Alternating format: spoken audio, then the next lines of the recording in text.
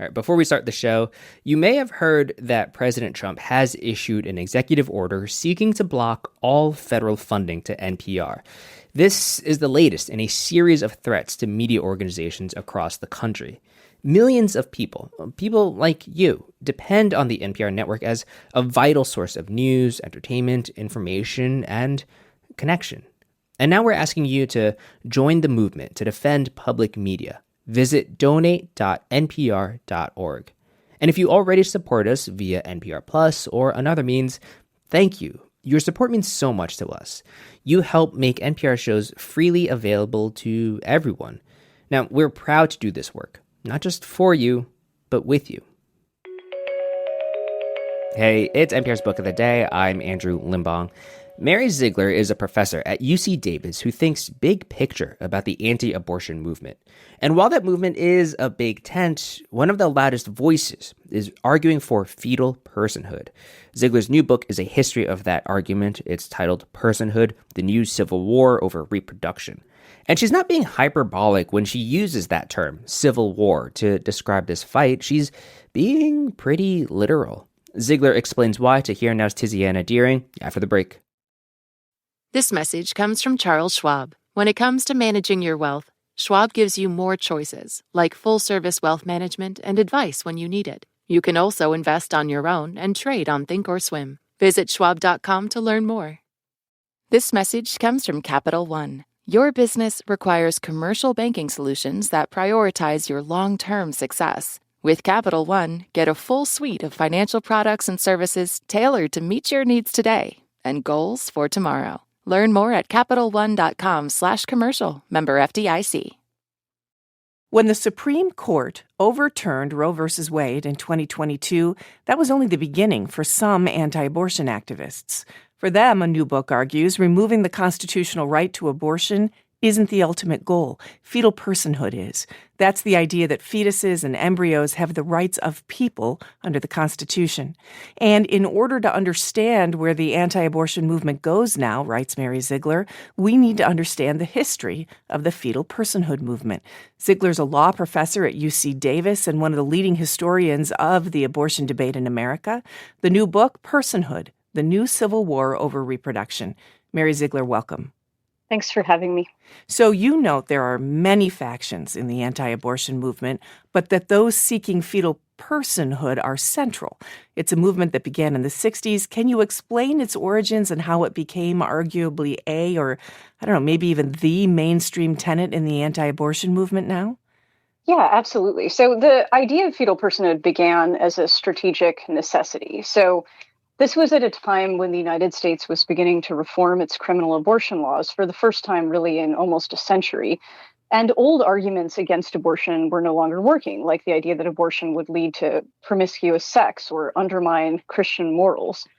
So abortion opponents, who were mostly Catholic at the time, that's changed since, argued that it was simply unconstitutional to change or liberalize abortion laws, because a fetus or unborn child had constitutional rights. But then that argument took on a life of its own. And I would argue now that there's virtually no disagreement within the anti-abortion movement about fetal personhood, even though there's deep divides about what fetal personhood means and how you would enforce it in law. So is there any part of that definition of what fetal personhood means that's sort of common enough or central enough that you could give us that definition here? Absolutely. So the people may be familiar with the idea of personhood in other contexts. It comes up in philosophy and bioethics and various faith communities. But in the U.S. politics, really what we're talking about is the idea, one, that there's a separate, unique human being at the moment an egg is fertilized, and two, the claim that because of that, that person has constitutional rights. And today, that argument would also carry through to the idea that those rights limit what voters could do to protect abortion or even in vitro fertilization. So one of the things that was fascinating, Mary, as I read your book, was this kind of arc of, attachment to other major legal movements that the anti-abortion movement had in the 20th century, from anti-slavery, civil rights, anti-tobacco, marriage equality. Can you explain that arc for us? Absolutely, yeah. The anti-abortion movement has always seen what it's doing as a fight for equality in America. And it's always reasoned about equality in terms of other fights against discrimination in the United States, starting with the fight for civil rights for people of color in the 1960s, through struggles over the rights of children born outside of marriage, to the victims' rights movement in the 1980s, the women's rights movement of the 1970s. So I think it's right to see the fight for fetal personhood as a window into how conservatives are thinking of potentially reimagining constitutional rights and constitutional equality well outside the context of abortion. At this moment, sort of in the conversation, Mary, it really strikes me that you have called this book, Personhood, the new civil war over reproduction. That's a pretty conscious choice, this Civil War comparison. And it's one, I think, that echoes how personhood proponents themselves have thought about this. After Roe v. Wade was overturned, many leading anti-abortion groups signed on to a document they called the New North Star Strategy, which lay fetal personhood out as the kind of next big goal for abortion opponents in America. And that document explicitly said, just as before the Civil War, we couldn't live in a nation that was half states that permitted slavery and half states that did not. Abortion opponents are saying we cannot live in America that has half of the states that don't allow abortion and half that do. So they see this Civil War analogy as much as I do. So this idea that we heard really quite a bit before the Dobbs decision overturning Roe versus Wade, but also since then, that the thrust of the movement was to return regulation of abortion to the states. That doesn't sound like that's the end game in the framing you just gave me, Mary.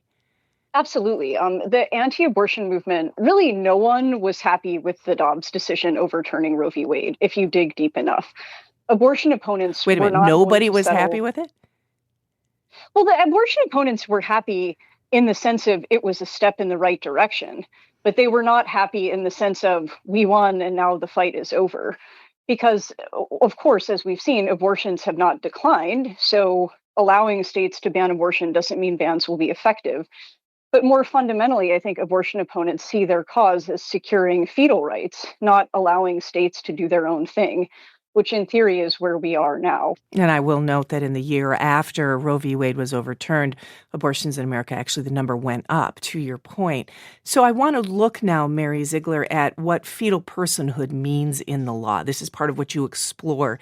And you bring us the Alabama Supreme Court case, where they actually upheld the personhood of IVF embryos and disrupted access to IVF. Now, reaction across the political spectrum was fairly swift. Alabama itself ultimately passed a law shielding IVF providers from criminal and civil liability. But what is the argument in fetal personhood against IVF, even contraception, like what we heard from the Alabama Supreme Court? Well, if you believe that rights begin the moment an egg is fertilized, and if you believe this is a critical step, that the way you enforce rights is by punishing people who wrong an embryo or fetus or unborn child, it's easy to see why you might have a problem with IVF. So IVF, interestingly, has been in the crosshairs for some time, but now that fetal personhood is something that theoretically could be recognized by the U.S. Supreme Court or by a state legislature or by a state Supreme Court, we're seeing abortion opponents come out much more vocally in condemning it than they have in years past, even though there have been concerns about IVF raised in the anti-abortion movement prior to last year. Contraception is a more complicated question because abortion opponents are not necessarily arguing that contraception violates fetal rights in and of itself. They're arguing rather that we've misunderstood what contraception is. So we've already seen states trying to redefine the meaning of abortion since Roe v. Wade was overturned. And one of the ways that's been pursued by groups like Students for Life is to argue that drugs and devices we commonly think of as contraceptives, like IUDs and emergency contraceptives in particular, but potentially even the morning after pill, in fact are abortifacients, and that protecting fetal rights involves probably regulating or criminalizing those drugs too. You talk about a direct line, Mary, between establishing fetal personhood and criminalizing abortion, including for people who have them. talk about that link and whether there's a way to support the rights of a fetus should we get to the point of recognizing fetal personhood broadly in the law and not criminalizing it for people who have abortions? I think there are ways you could make the argument that recognizing fetal rights doesn't require the punishment of people who have abortions. I think it's possible to imagine a world where we recognize fetal rights and don't punish anyone at all. Why, if we're recognizing fetal rights, does that not look more like giving more protection to pregnant women and not punishing everyone on the back end if a pregnancy ends or if an embryo is destroyed? So with that sort of sitting there, Mary, what do you see as the next phase of the anti-abortion movement in America post-Roe? Well, the great irony, I think, is that the more the anti-abortion movement commits to this vision of fetal personhood, the more it will depend on the very federal courts it said were wrongfully taking the issue away from the American people in Roe. Abortion opponents, I think, understand that voters are not likely to embrace a very criminal vision of fetal personhood, given that they already didn't want Roe to be overturned. So they've directed their focus to the 5 justices on the Supreme Court, understanding that Donald Trump may have a chance to make the court more conservative. So I think that's really where the movement goes next. And whether we have more steps in this direction will depend in part on how responsive courts are to what voters think and whether, in fact, voters are the ones able to decide these questions at all. Mary Ziegler is a legal historian and author of the new book, Personhood, The New Civil War Over Reproduction. Mary, thank you. Thanks for having me.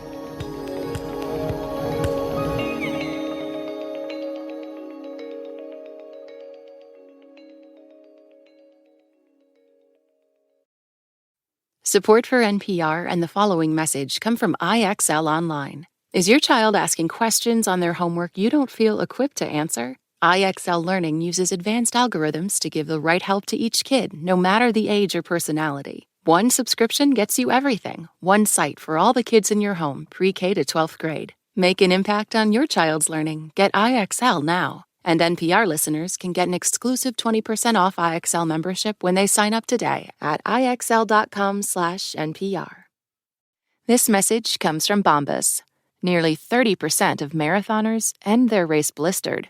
Bombas running socks are strategically cushioned to help say bye to blisters. Run to bombas.com/NPR and use code NPR for 20% off your first purchase. This message comes from NPR sponsor Rosetta Stone, an expert in language learning for 30 years. Right now, NPR listeners can get Rosetta Stone's lifetime membership to 25 different languages for 50% off. Learn more at rosettastone.com/NPR.